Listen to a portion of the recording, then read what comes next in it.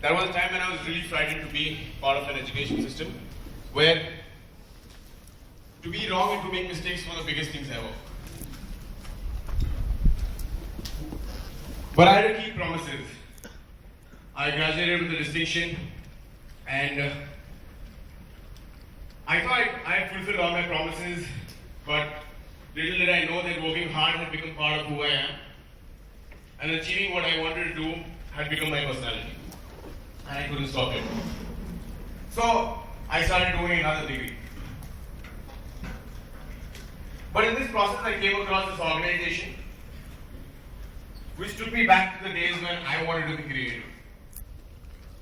I used to get dissolved in the eyes of people around here because I wanted to see the kind of AIESEC that they created for themselves.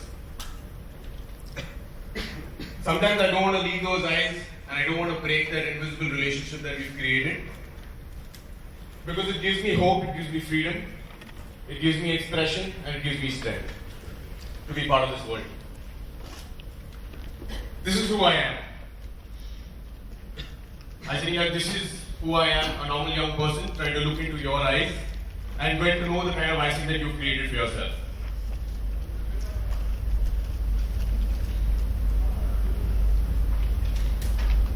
There are 1.8 billion people in the world between the age of 10 to 24.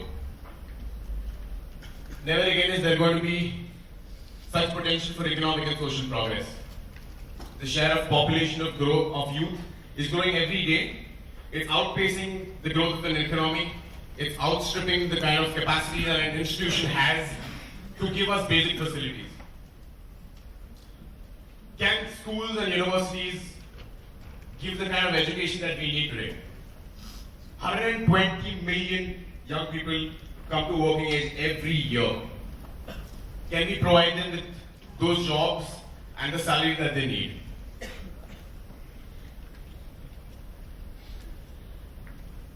We are home to 356 million young people between the age of 10 to 24, the world's largest youth population. The way we do AIESEC today, with 356 people is going to matter tomorrow. So there are these top jobs in the world, and there is top education that is needed. This top education becomes the top priority for the world. But there are three things that we have right now. There's passion, there's hobby, and there's education. Passion and hobby are things that we can't follow. Because don't become a footballer, you will never get a job for it. Marks matter more to society today. That's the reason creative people like us or highly talented individuals have always felt that we're not good enough. And schools have never valued this because what matters to them is doctors and engineers. 53% of individuals today see a disconnection between what they are learning today and what they want tomorrow. How many of you have chosen the right field for yourself today and what you want to do tomorrow? 100% skilled and trained AIESEC India is what I dream of. All of you remember this 2015, right? All of us know the kind of goals that we wanted to create. So, we delivered 19,511 exchanges till 2015. But there was something that we missed out on. There were 1.4 lakh member experiences that we wanted to deliver. How many of you focused on that?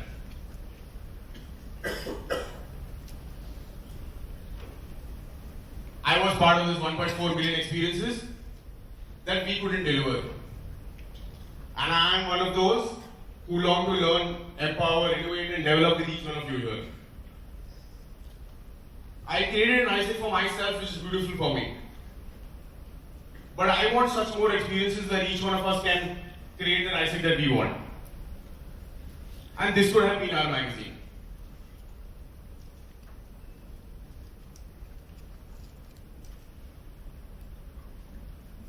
We have a bunch of keys AIESEC India.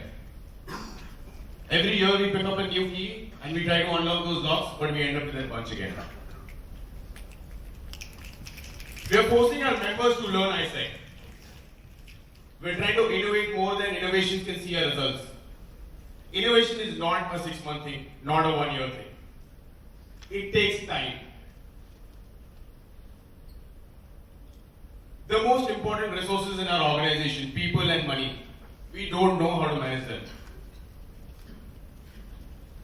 We've lost out on our basics, the people. The reason I'm standing in front of you today is because I want to make every member that comes into this organization feel what I felt when I was recruited. I felt proud to be part of AIESEC. Where is that pride now?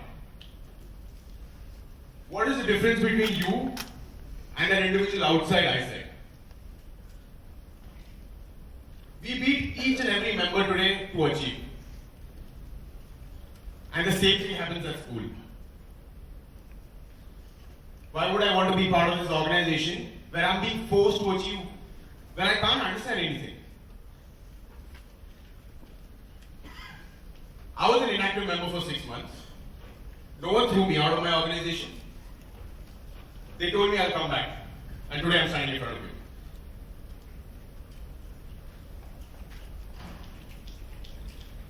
How I want to do this? I have 3 focus areas, or 3 areas that I want to focus on: is public relations, digital business, and operations.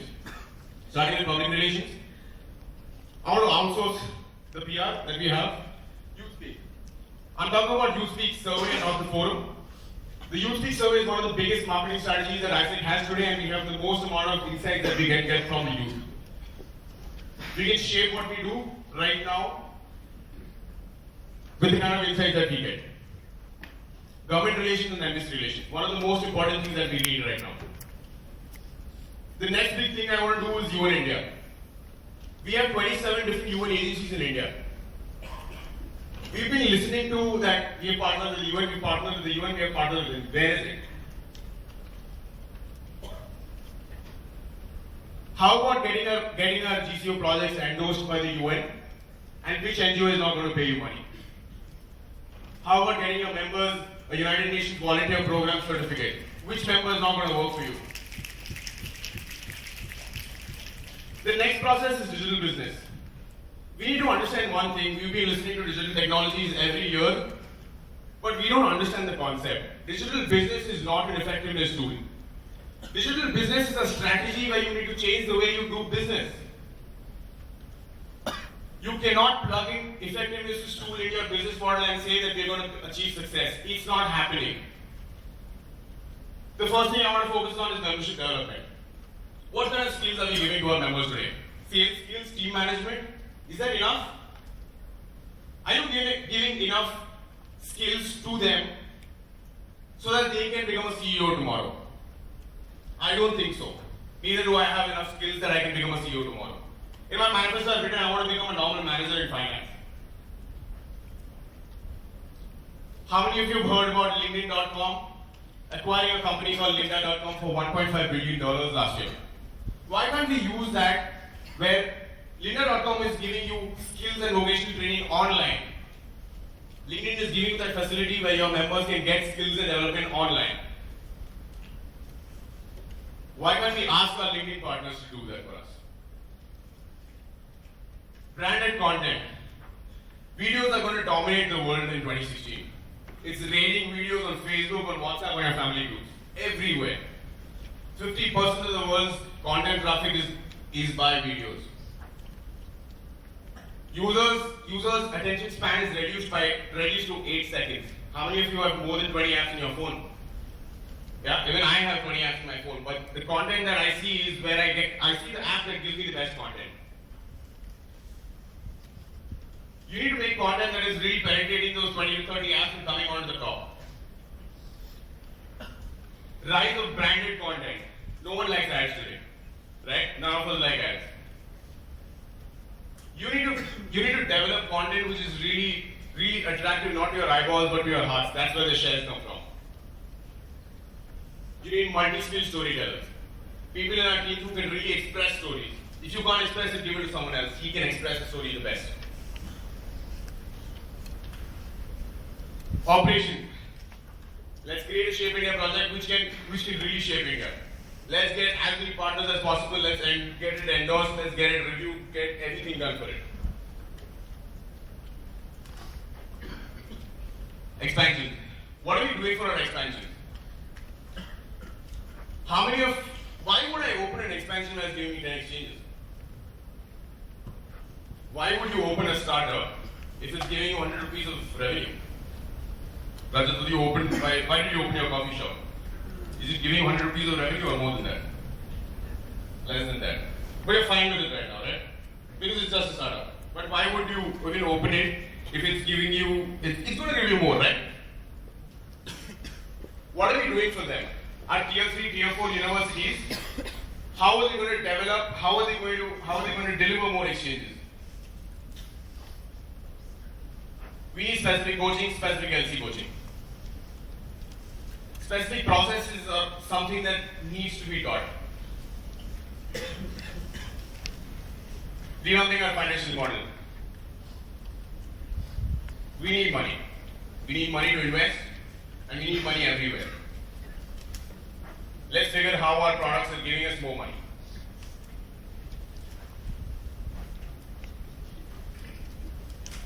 With all this change, we think effectiveness is equal to success, but it's not. Innovation is treated exactly like everything else. We always ask for assurance and success on that innovation that we do, when you're not going to get any of it. Because you don't know where the innovation is going. They took 2.5 years, or I think around 2 years, to build that 2020 process. And we're still building on it. We don't know when it's 2020.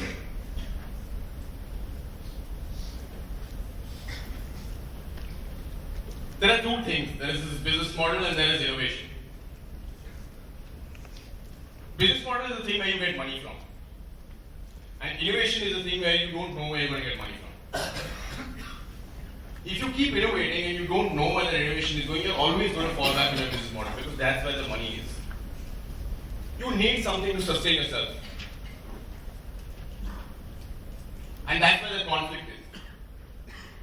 Let 2016 be that opportunity for us to integrate these two things. That is your business model and your innovation. Let's build on innovation. Let it take time. It's fine. You want to go slow? It's fine. Let it go slow. But let's become big and not tip.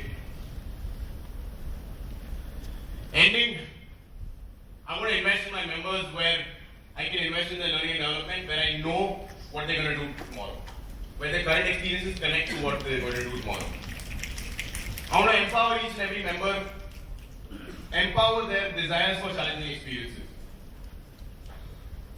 I want to innovate and engage their creativity. I want to live by some values, and I want to make sure that as an organization we demonstrate it. I want to open a dialogue with them where they are part of the decision-making process and they have a strong trust in us. I want to reduce these barriers, this hierarchy, the power. They trust their friends more than authority today. Let's evolve this leadership and this management that we have. I want to be your leader, AIESEC. I don't want to be your LCP. I want to be your friend and not your authority. Thank you.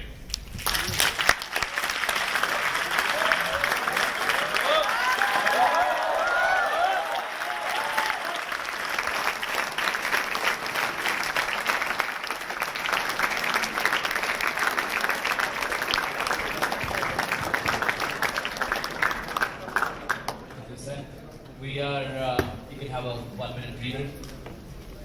We're going to open the first speakers list. So first, MC. So let's raise our placards. If you have a question for Hussain. Okay, it's everybody from Ahmedabad to Jaipur. Dehradun? No? So everybody, Ahmedabad to Jaipur, except.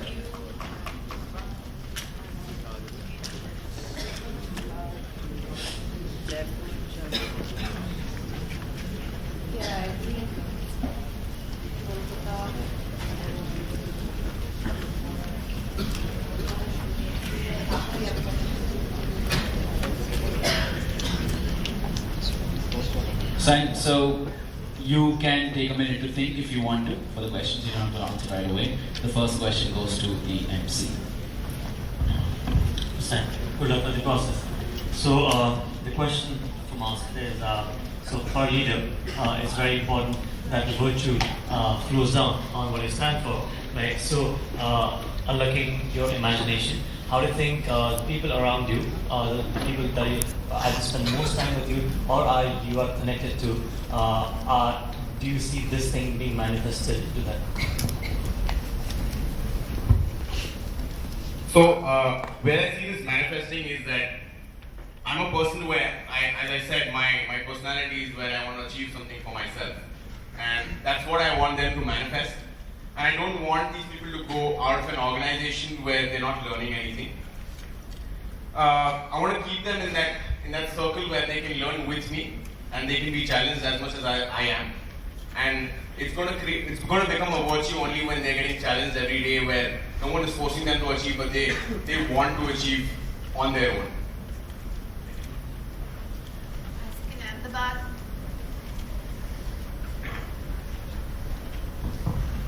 Good luck, Hussain, for the candidature. My question is, as mentioned in your manifesto, you said we have a lot of ego in AIESEC India. We do not have the maturity to continue things in AIESEC. What will you do as an MCP to change it? I'm going to continue everything that happened last year, because it's no point of changing everything again. We've already changed it, and it's good change. Change is not bad, right? But we need to continue, we need to build on it. I want more brains to be put down where we can build on that innovation and make it more faster. Hello, Sam. Congratulations. Our question is more on the airline.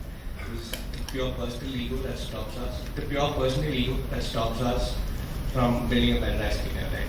Now, I want to know from the perspective of MCT, from all over to you, what will start that company?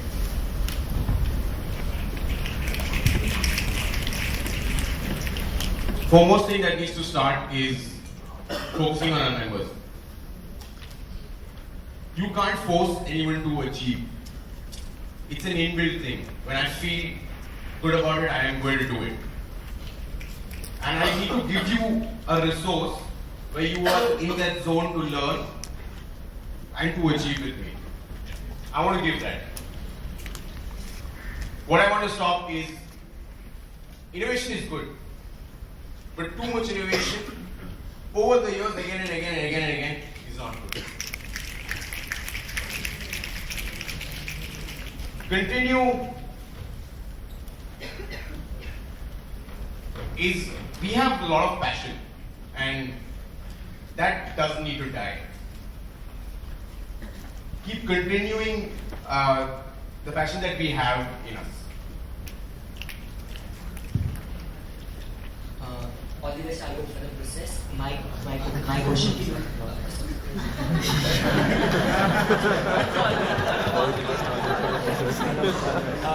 So my question to you is, when you look at AIESEC Planet EDC, like mostly it's a non-event film members, and halfway AIESEC don't even cross 100 exchanges like a year. So do you still think expansion is a growth strategy for AIESEC India? Because for the past 5 years we've been talking about expansion, but we have not capitalized on an already market. Great. So, see, there's no strategy anymore, right? We already have a strategy. There is operational excellence to customer interface. That's not going to change. That's not going to change for 5 years.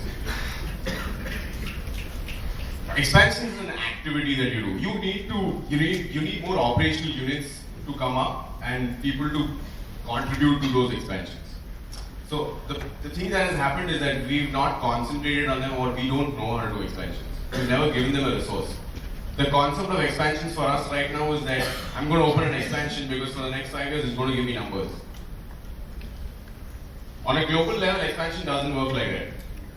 People give money to open an expansion and to increase the outreach of AIESEC. That is what an expansion is. I'm saying good luck. Our question is, under your leadership, how do you see AIESEC being more accessible to the 356 million people who wish to make presentation? Can we repeat again? Under your leadership, how do you see AIESEC India to be more accessible to the 356 million people here for doing a presentation? Great. I had this. How it's going to be more accessible is, see, one way is we need to be open. We need to let people come in AIESEC. Yeah. If we keep cutting them down because you're not skilled or you're not talented or you're not like me, then we're never going to reach those 356 people. And cutting down the process of physical inductions, it takes 6 months to get a member inducted. Let's make it online. Let's make a skill development website online where you can directly get inducted in 1 week. I'll give you a task, we'll put up a skill task online, you get inducted in 1 week.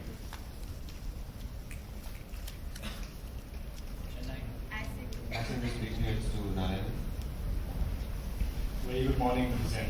Congratulations on all the rest of the process. I think India is always connected well with external organizations in terms of business planning. For example, Airbnb, Uber, need to talk about these things.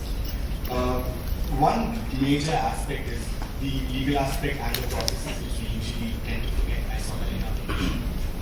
How will you, as the leader of AIESEC in India next year, make sure under the aegis of the Focus Commission, this is taken as a proper stand? The legality. The legality. See, there are a lot of processes involved in what we want to do. And we are going on track in terms of what we're tracking right now and the kind of legality that we have right now. We are legal. There's nothing that we are not legal or we're not trusted. We need to let people know the kind of, or we need to partner with people who understand AIESEC as much as we do. There's not an issue of legality that's going to come in that place. And UN has already partnered with AIESEC on a global level, so I don't think there's any problem in terms of example getting in touch with people.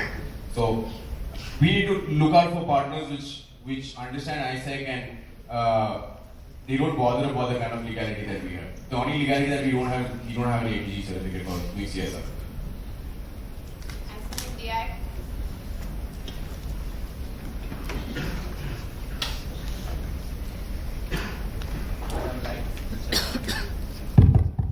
Okay. First of all, thank you for a fantastic presentation and all the ways of the process ahead. My question to you is saying that in your manifesto you have written that one of your main weaknesses is always by the book. Considering the dynamic nature of AIESEC as an organization, especially AIESEC India, and the kind of changes we are going through, how will you be able to adapt yourself in the year 2016? Thank you. Thank you. Thank you for the question. I've always been by the book because it's structured, and I've also written that it's in my weakness because I want to be more open and I want to be more flexible, and that's what I've learned this year. I was never by the book, and I've always had half-headed ideas, and I've just put it across to see how it's going to work. How I'm going to see how I want to put it forward is that I just want to be as flexible as possible because I know there's a lot of things coming up, and we need to adapt to it. Hi, AIESEC. Congratulations on the fantastic presentation. So in your presentation, you talked about the 3 things that you came up with, which is PR, digital, and operations.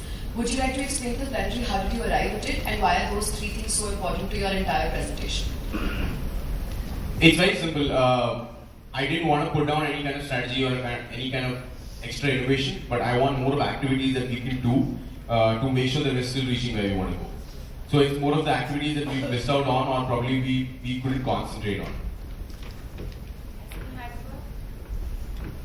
Hello, sir. Congratulations. Okay, my question to you is this, right? Assuming in the future you become a manager of a football club, say Manchester United, and you're tasked to win Champions League, alright? What are 3 things you're going to do as a leader in your MCP term that will help you win the Champions League with Manchester United?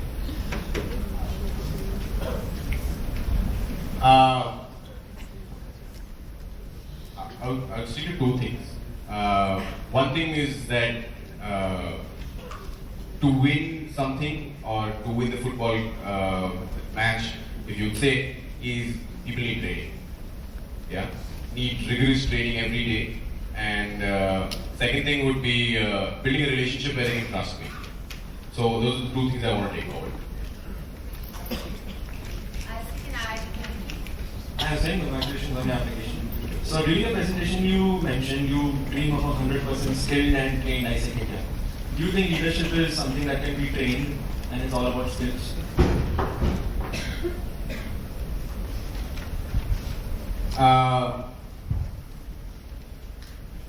See, leadership is a concept that we need to evolve. Skill is how I can specialize or what I can do. Yeah, I don't do leadership, but I can do skills. So you need skills to be whoever you are. You need to specialize in this world of opportunities. Right? People need skills. Congratulations, sir. So you spoke a lot about the talent skills and development in membership, and we'll continue with what's happened in 2015. So I'll focus on one perspective, that is IHP. We want our members to experience the product. So imagine 2,000 members being recruited next year, and all of them experiencing a product, gradually increasing the operations, etc. So how do you plan to engage membership experience on our products and gain the talent in that process? Last part. Yeah. So Repeat the last part. Getting talented members into the organization and letting them experience our product. How are you going to assure that?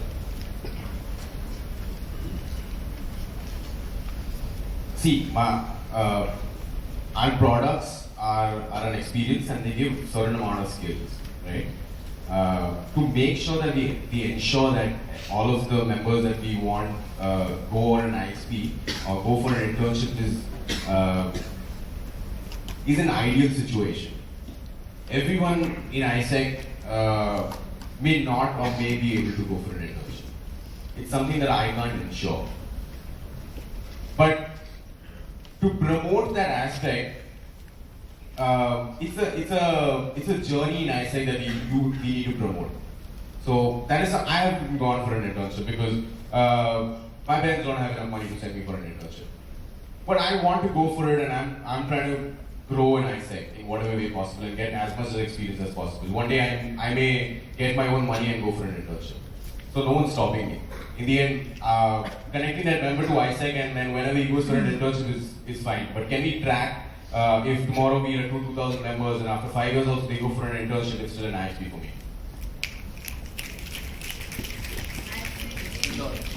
Speaking rights, function. Hello sir, I wish you all the very best for the process ahead. As you know, Tier 3 and Tier 4 LCs are facing operational stagnancy. What will be your operational or structural strategy to reduce or remove such stagnancy? What will be mine? Operational or structural strategy to reduce or remove such stagnancy. Okay. So I don't have a strategy. Yeah, my strategy is fixed in this year, and that's operational excellence through customer intimacy, and that's what we need to do. We need to convert our businesses to digital business, and we need to change the way we do business, and that's the way we're going to grow, or that's the way we're going to move ahead. Hello, Sen. Good luck with the process. So I think Jaco's question is, an entity is a reflection of the leader. What will be the top 3 values of yours that you want to be replicated in entire AIESEC? One is being practical, being responsible, and understanding business.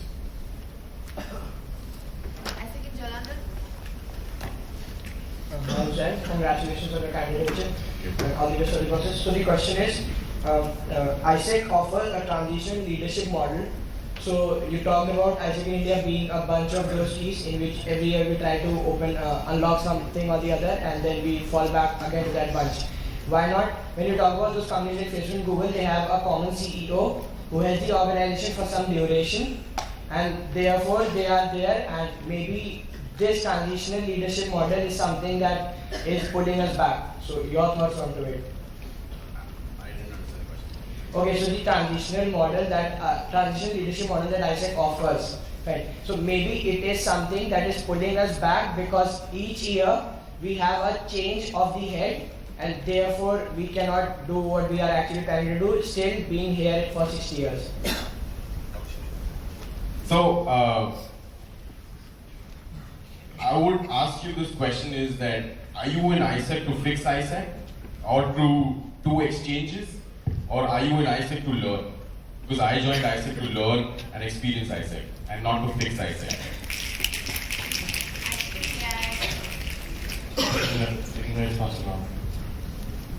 Congratulations, Hussein. Always third process. My question is AIESEC India actually using alumni in the best possible manner? If yes, then how? If no, then what are your plans? Okay. We're not using alumni obviously in the best sense. It's been 34 years, I don't even know where and which team member is in which company. So obviously we're not, and I don't know how we're going to achieve it, but I would dream where we grow so big that an alumni starts coming back to us and asking that, how did it happen? I want to be part of AIESEC again.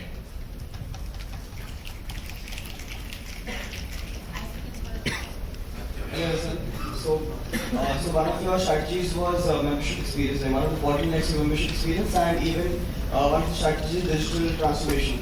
So how are you going to balance both of them so that both grow together? How to balance membership and digital transformation? Okay.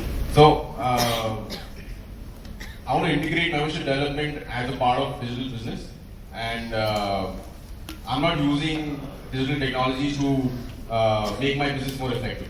But I'm trying to change the way we do, if you're talking about membership, then I'm trying to change the way we recruit people, or the way we induct people and things like that. So it's changing the way I'm trying to have people in AIESEC.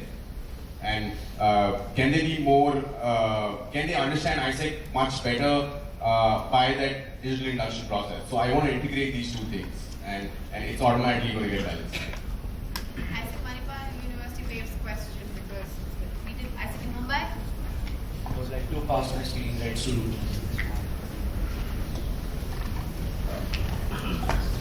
Okay, I believe consistency is one of the major bottlenecks we face over the years in AIESEC. 3 examples that I'd like to give is, one is our brand. We've moved on from YGEP to GCDP to now GC. Then in terms of leadership definition, we mentioned that we can't define AIESEC in 5 words or less. Also in terms of strategies and processes. The example here is the coaching model was removed for LCs in this year, and now we're planning to redo it the next year. So what is the way forward to this? Because if we keep continuing this way, then we're not going to be moving anywhere. That's exactly my point. I want to continue the kind of innovation that we're doing or whatever we're doing. One thing is, in terms of coaching, coaching has become a mandate because LCs have become so dependent that we need a coaching in this particular quarter because we don't know what to do, or we don't know how our team is, and some of them are, there is one guy who doesn't know what to do and he's ruining my culture and things like that. That is not coaching. Coaching is for processes. You are the LCP, and it's your responsibility to make sure that your team is together. And that's when they're going to do that only when they have the trust with you and the kind of relationship that you build with them. And once you start giving them the resources, or once you start teaching them what you know, that's when they're going to create their own AIESEC for themselves. And that consistency needs to keep in place. Like, VPs need to give transition in terms of the kind of knowledge that they have, and not say that, this is my client, these are my clients, these are my clients, now we'll continue. That's what we do. AIESEC in Navi Mumbai, waves question, AIESEC in Pune. Best of luck, Hussein. My question is, in the past we had a lot of national PR partners. So what will be different this year as PR is the key strategy? So you have a lot of PR partners. Okay, so what we do is that with PR partners is that we don't know what we want from PR, and we try to control the PR partner. Right? We need to give them the ability to understand AIESEC and try to help us in terms of reaching out to more people and getting the best kind of partnership that we need. Because they understand the market well and we don't. We're a youth organization and we need to learn from them. So that will be my consistency in terms of making sure that they understand AIESEC more and we can give them the freedom to do what they want. Hello sir, amazing presentation and all the best. So in your presentation you have focused a lot on membership and LNP as well.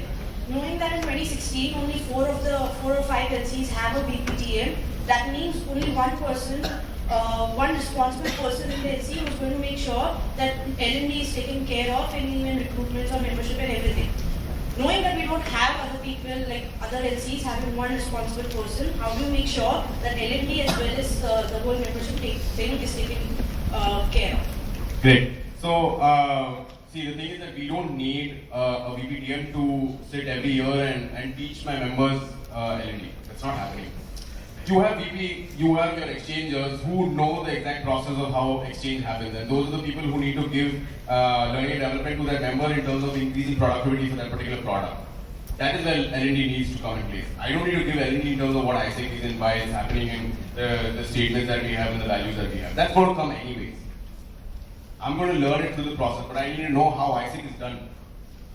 So your exchangers need to give that kind of L&D, and you don't need another person to do your work. Hello, Zay, and all the best for your so in your manifesto you mentioned outsourcing. So regarding outsourcing, what would you be outsourcing as an organization, which will help for the organization development? Okay, so yeah, that's it. So what I want to outsource is firstly PR, and another thing that I want to outsource is we don't have a storage for our documentation and things like that. That's something that I want to outsource and make sure that we have all of the documentation in place, or the kind of knowledge that we have every year can that be flown down every year. So for now, my outsourcing is only about PR.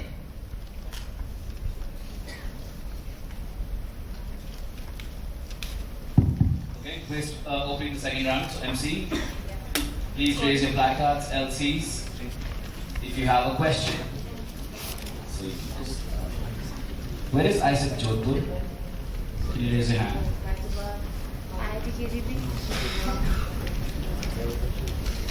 AIESEC Dhanbad. Do you have a question? Do you have a placard? Okay. Jodhpur there's a placard, but is there a representative? LCP. Who's the chief head for Jodhpur? Can you pass this placard to him? If you have a question, you can raise this placard. And after this, when we have a break, try to find a seat in front. Okay?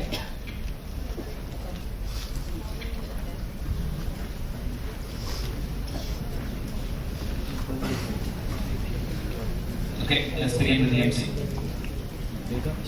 Chuck. So you mentioned about leading a digital business, and for leading a digital business, you need some merits as a digital leader. You need to possess the digital leadership. What do you think are some of your merits that you personally have, or you're willing to develop, so that you are able to lead a digital? Merits in what sense? Strengths, weakness, skills. The merits. See, I have a mind of a business that I know I can drive down, and the world is changing in terms of the digital world, and I'm learning how things are working around. And the one thing is that we need to be prepared from before in terms of how transformation is happening for a digital world. We're not prepared for that particular thing. So I want to see how a digital world is going to look 3 years down the line, so I can be prepared from now. So I want to learn that. And the strength I would say is right now is I have a business mind where I know I will get to know what I want, what I need in terms of the transformation.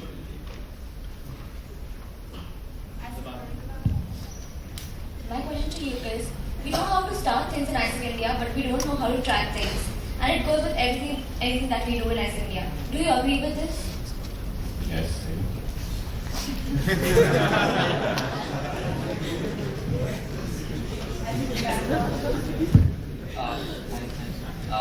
Will AIESEC cater to the lower economic sectors of India?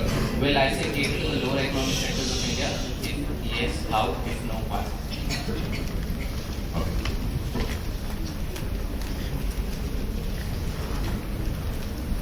See, we can cater to the lower economic status of the country, but we need to change the way we do business. We need to change the way we get money in the organization. We can't ask 15,000 from them. So if you're ready to change that, then I'm open to go to the deepest layer of the society.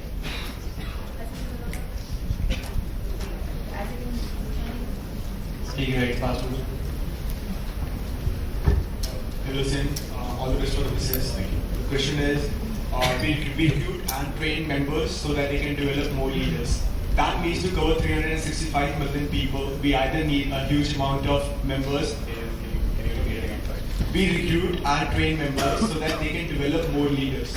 So to cover 365 million people, we either need a huge amount of members or a huge amount of time. What's your take on this? To recruit those people, we need more time. To engage and develop 365 million people, we either need a huge amount of members or a huge amount of time. True. It's very simple. Giving you an example, if Google wants to grow today, to cover the entire world, they need more people. And to do that, if we want to engage every young person in the world, we also need more people. You cannot let people go. People are the main core of an organization. And yeah, so I think that answers the question. Hello, Sen. Congratulations and all the very best. In your manifesto, you had mentioned about being a sponge. Right now, AIESEC, the way we work is that we say that Airbnb is doing this or Uber is doing this. So we are being a sponge. Yeah? Could you please explain about being a sponge? And when does that time come for AIESEC or AIESEC India that we are not a sponge anymore, but other organizations are a sponge for AIESEC, and how? Thank you. See, my understanding of being a sponge is that it's very difficult to understand 25 LCs or 50 LCs different realities, right? That's where I want to be a sponge, where I want to understand what's happening or what is the main reason that we're going wrong or we're not able to grow. And that's where I want to be a sponge, that's where I want to make my team be a sponge where they can understand that and not throw it off. And I want to build on that understanding of those realities and make sure that we can do something for them.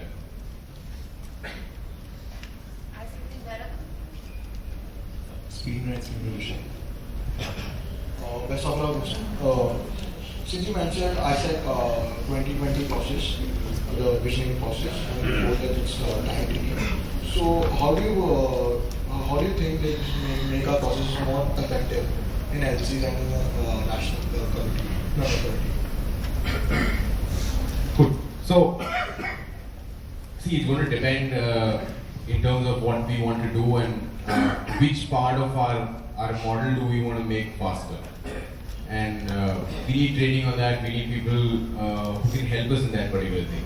So, if we want to make track more of leads or understand how HubSpot works or we need to code something, we need skilled people for that. So, we need to figure in terms of which area that we need to fasten our process, and that's where we can put our finger and say that this is what I want to fasten, and that's how we can fasten our process. Okay, so you mentioned that one of your key investments in the year will be investing in the membership of AIESEC India, correct? And your key investment will be the L&D practices that will come into place. Do you think only investment in